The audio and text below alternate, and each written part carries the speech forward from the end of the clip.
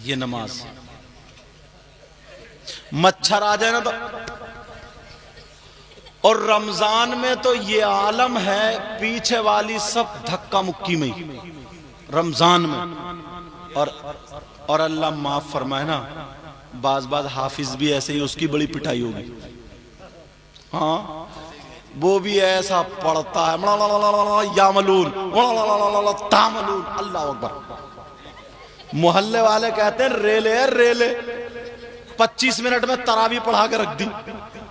उस रेले को और साथ में तुम्हें भी तब मारा है कि ठीक हो जाओगे। ऐसा कुरान पढ़ना सुनना दोनों नाजायज और हराम। अगर हिम्मत नहीं है तो खाली सूरतों से सुनो, एक सिबारा सुनो, आधा सुनो, पाव सुनो, अच्छे से पढ़ो और अच्छे से सुनो।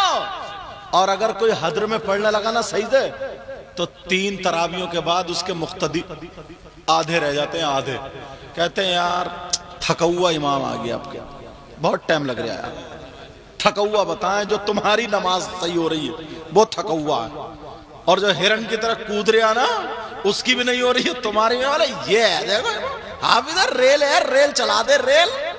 सुनने वाला कान लगाते लगाते थक गया, उसकी समझ में ही नहीं आ रही है। शुरू तो तबारक अल्लज़ी पता चली और बाद में पता ही नहीं कहां पहुंचाई। और 20 रकात है 20 मिनट में।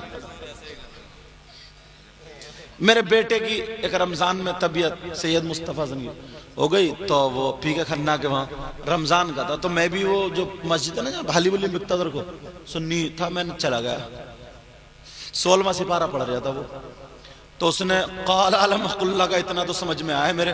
उसके बाद पता नहीं चला, अरे मैंने कहा इसने मरवा 2 रकातें पढ़ के मैं तो हट गया। मैंने कहा ये तो बर्बाद कर रहा, 2 रकातें पढ़ के हट गया। फिर जब दिन में ज़ोहर पढ़ने गया, मैंने इमाम को तलाशा। मैंने कहा इमाम साहब कहाँ है? अच्छा रमजान में वो समझे कोई मुसाफा उसाफा करने वाले होंगे, ये ऐसा भी होता है। मैंने कहा इमाम साहब कहाँ है? 2-4 लोग और आ गए। मैंने कहा आप लोग जाओ, इमाम साहब से मुझे कुछ थोड़ी ज़रूरी बात करनी है। बोले ठीक है, मैं ले गया। मैंने कहा इमाम साहब कब तक धोखा दोगे? मैंने कहा रात तुमने 16वां सिपारा शुरू किया और फिर तुम वइज़ क़ाल रब्बुका लिल मलाइकति इन्नी जाइलुन फिल अर्दि खलीफा पढ़ के फिर तुम क़ाल रब्बि इश्रह ली सदरी पे पहुंचे थे। मैंने कहा पहली रकात में तुम्हारा ये हाल था। तुम यार किसको धोखा दे रहे हो? पारा याद कर लेते, याद नहीं है तो क्यों सुना रहे हो? अलम तरा कैफ से पढ़ा। बोले आपका क्या नाम है? तो कहीं कहीं नाम बताना पड़ता ना पूरा। मैंने कहा सैयद मुकीमुर रहमान का नाम। तो बोले हाँ। मैंने कहा यही गुनाहगार है। तो बोले वो हुजूर वो ऐसा था ना, पारा याद करने का मौका नहीं मिला था। तो मैंने कहा तो तू अल्लाह को धोखा दे रहा? जरा सोचने की बात। और तुम लोग खुश होते हो, तुम लोग खुश, गर्मी पड़ जाए ना तो इतने कूलर चलाएंगे, इतने पंखे चलाएंगे। वैसे कुरान सुनने जा रहे हैं मस्जिद में, एक को खांसी आ जाए फिर तो सब कोई खुर्रा हो जाए। एक बस तो 2-4 कर ये चल रही है मस्जिद में, कोई समझाने वाला नहीं।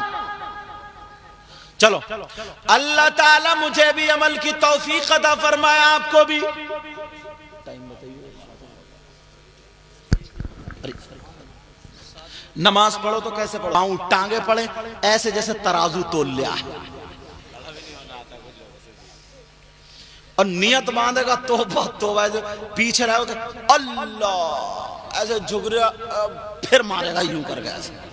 ये नियत बांध रहा, ढंग नहीं।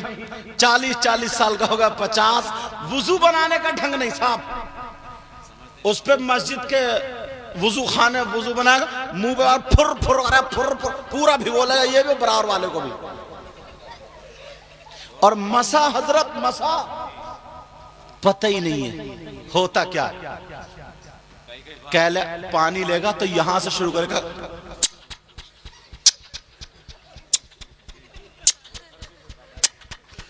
ये मसा है या पुचपुचाने की मशीन है ये तेरी? इमाम बेचारे, एक तो उनकी वैसी तनख्वाह कम है। इमाम लोग तुम्हें कितना समझाएंगे? तुम्हें खेती में तो आज तक किसी ने नहीं समझाया कि कब घास निकलेगी कब नहीं। इसमें बिल्कुल बावले बने पड़े। बावले। मसा जानते हो कैसे होता है? ये साफा बांधे पड़ो में साफा नहीं होगा। एक उंगली, दो, तीन। कौन कौन सी? एक, दो, तीन। ये तीन उंगली है, तीनों को जोड़ लो। जोड़ लिए और यहां तक ऐसे कर्राई से, माथे से ऐसे करके पीछे को ले जाओ।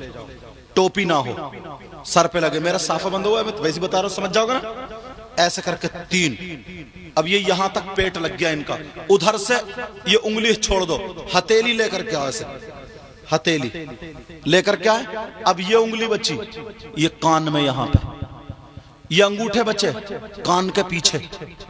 अब ये पुश्त बची, ये यहां की गर्दन। ऐसे मत करिए, ये कुर्बानी में होता है बहुत सारी। ये यहां गले का मसा मकरू है,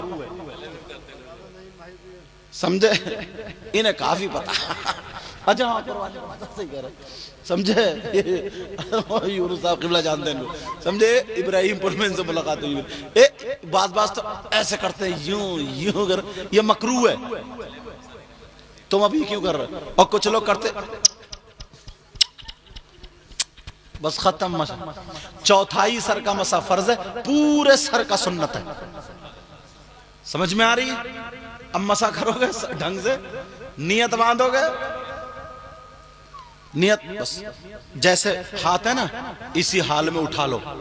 ये हथेली काबे को हो जाए, ये अंगूठे की कान की लो जो गद्दी होती है ना, ये छू जाए। छूने के बाद इमाम आजम के नजदीक बता रहा हूं, ये उंगली और ये अंगूठा ऐसे करके गट्टा पकड़ो, और पकड़ने के बाद ये तीन ऊपर रखो। ये हो गया अल्लाह। क्या बन गया ये? और नाफ के नीचे ऐसे करके बांध लो, और वहां पे देखो जहां तुम्हारा सजदा टिकेगा। ऐसे नहीं है नियत बंद रहे, पंखे गिन रहे। मेरे पास भी होती, कार को देख ले, मेरे पास होती। अच्छा मौका, भाग दौड़ भाग दौड़ भाग दौड़।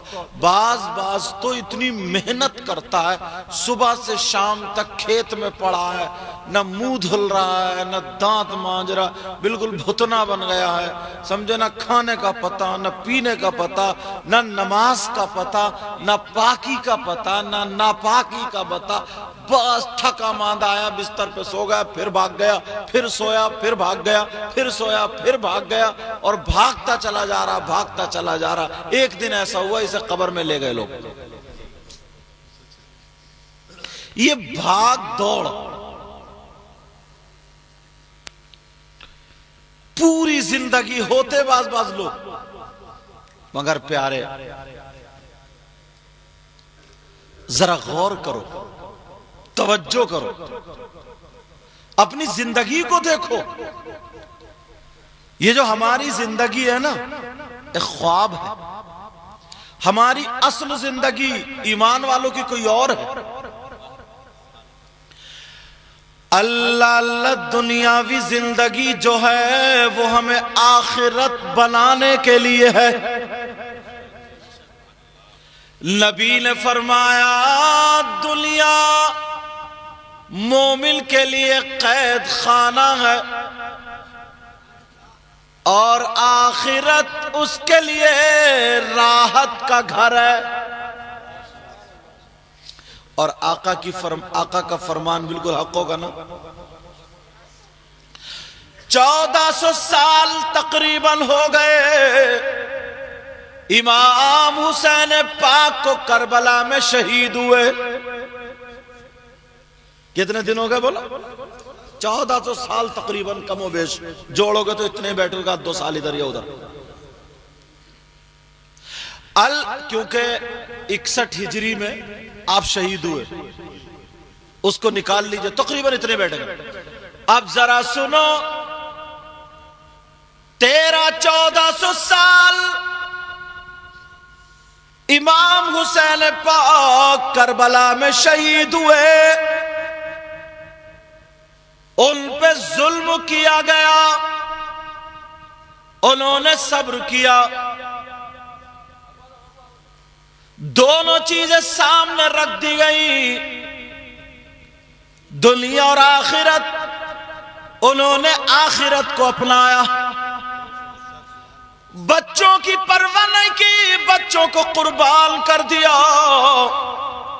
मगर प्यारे सोचो, इमाम हुसैन पाक ने अपने आप को दीन और इस्लाम की खातिर कुर्बान किया, तो 1400 साल के बाद भी और इतनी दूर यहां पर इंडिया में हर मुसलमान के सीने में जिंदा है। बेशक, क्या बात है, सुभान अल्लाह, बहुत अच्छे, सुभान अल्लाह।